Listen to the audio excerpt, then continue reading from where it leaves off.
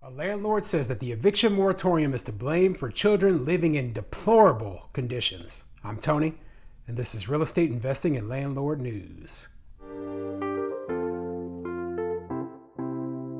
All right, so I have quite the story for you today, and unbelievably, it's about children who are facing very, very bad living conditions, okay? Now, I'm still, recovering from a cold, so my voice isn't the best right now, but I'm going to do the best I can for you to bring this article and let you know exactly what happened in it. Before I get into the article, though, go ahead and hit the like and subscribe button. Maybe leave a comment down below and let me know other issues that have been caused by the eviction moratorium that maybe people haven't really thought about yet. I know that there's all sorts of things that this rent control, it exacerbated issues that people haven't even realized yet. And this article actually goes over one of those issues. So this article, it comes from unionleader.com, and it says, landlord blames eviction moratorium for 5 kids living in deplorable conditions. The COVID-19 eviction moratorium allowed 5 young children to live and suffer in a fly and waste-ridden Manchester apartment longer than they would have otherwise, the landlord said Monday. Lori Grassett, whose family owns McLaurin Enterprise, said she had wanted to evict the 3 tenants, now charged with child endangerment and reckless conduct for non-payment of rent. But the moratorium, which had been in effect for nearly a year before it ended in August, prevented her from going forward, she said. So yeah, she wanted to evict these tenants, okay? They hadn't been paying rent, and these tenants had their children living just basically in filth, okay? Just the place was a complete wreck, okay? And if I can find some pictures from the article, I'll throw them up on the screen over here so that you can see exactly how bad this place looked, okay?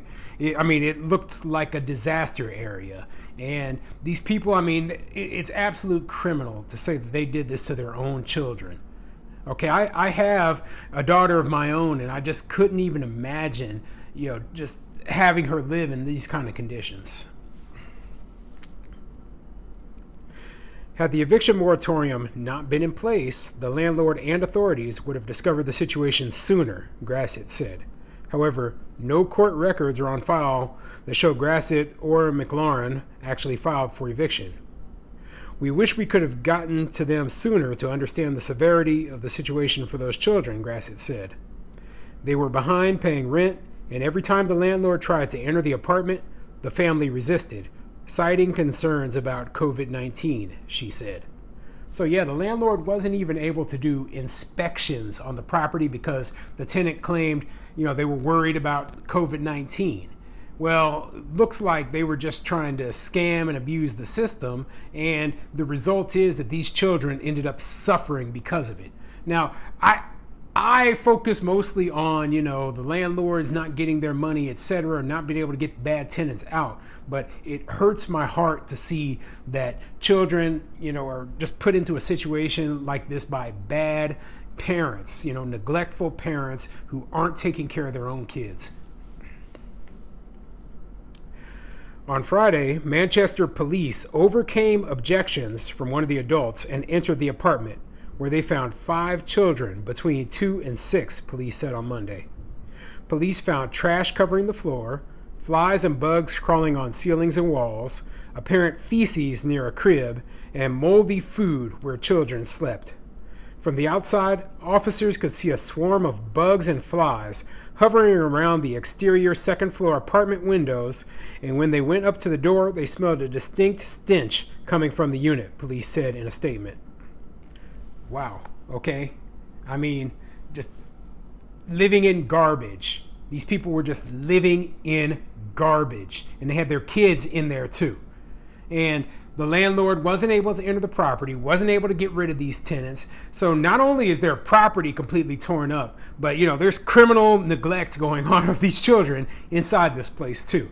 All this caused by an eviction moratorium that was never lawful in the first place, okay? So, wow, talk about a bad situation. Police arrested 3 adults on misdemeanor charges of reckless conduct and endangering the welfare of a child. Alicia Washak, also charged with resisting arrest. Her husband, Eddie King. Her mother, Lori Harmon, 62, also charged with resisting arrest. Police spokesman Heather Hamel said emergency responders took the children to Elliott Hospital. Police contacted the State Division for Children, Youth, and Families, and the children are now in a safe living situation, Hamel said. Grassett said the family had been living in the apartment for about 1.5 years. King received some assistance through a veterans relief organization, she said. Wow. Okay, so they had been living in there for 1.5 years, but they had been not paying rent for over 1 year. So, I mean, these people were just, the worst kind of tenants to have up in your place, okay? And it bothers me that, they were unable to get these tenants out of this place until just recently. So I know that the living situation might not have improved even with an eviction, but at least the landlord would have been able to get, maybe notified the authorities that they saw a huge problem with the living conditions for these children maybe a long time ago if the eviction moratorium hadn't been in place.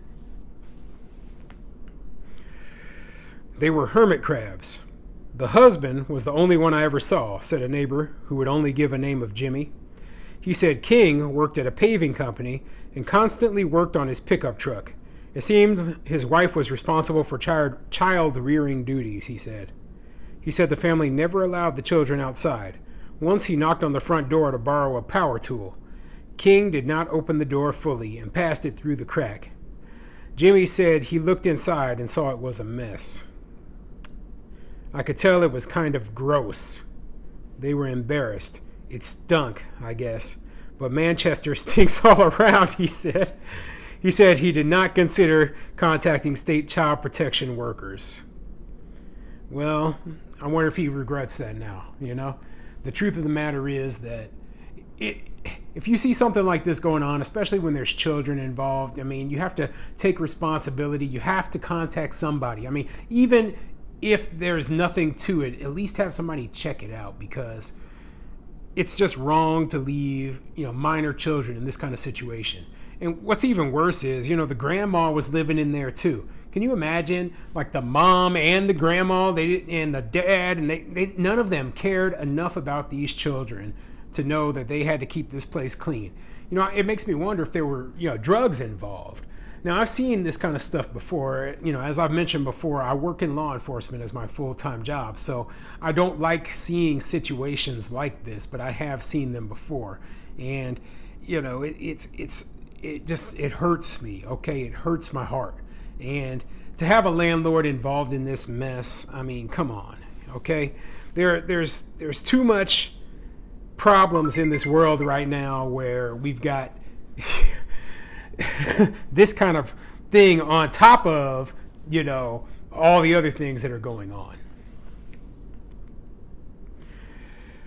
Oh, man.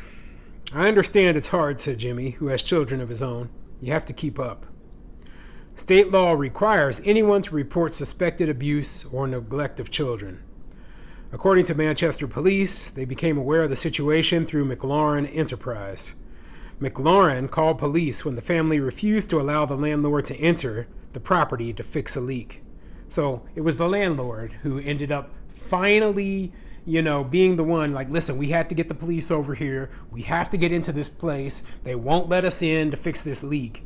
And if the landlord hadn't even done that, okay, then who knows what would have happened to these children.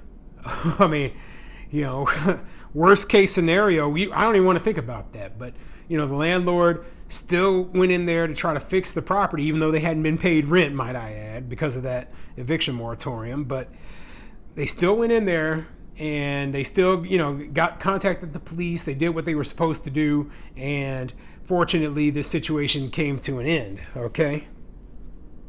So I'm going to throw pictures up of these crappy tenants and crappy parents who did this, okay? So I'll throw them up over here. You know, you can see their faces. You know, like I said, this might be kind of a drug issue going on as well. I don't think this was just a mere like hoarding issue, but I mean, from the looks of these people, there might be some drug.